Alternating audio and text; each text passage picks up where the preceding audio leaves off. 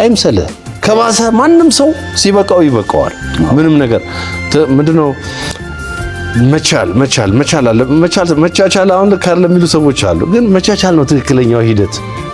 መቻቻል ማለት አንተ ልትግል ትችላለህ፣ ባለቤት ቀዝቀዝ ትላለች። ባለቤት ስትግል አንተ ቀዝቀዝ ትላለህ። ትቻቻላለህ ነው። አንዱ ዝም ብሎ እየቻለ ሌላው በላይ ሆኖ ህይወት አይኖርም። ዝም ብሎ ሲችልም አንድ ሰው እስከ መጨረሻው እንደዛ ይዘልቃል ማለት አይደለም። ሲበቃው ይበቃዋል ማንም ሰው ገባ። ስለዚህ የሰው አይን ነው።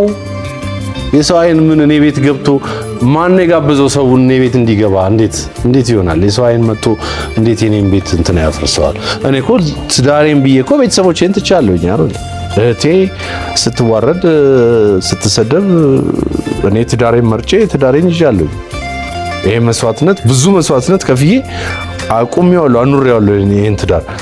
ማንንም የውጭ ሰው ተጠያቂ ላደርግ አልችልም። ማንንም። ስለዚህ ራሴውን በራሴ ነው የምትለው። እኛው ነን። ዋው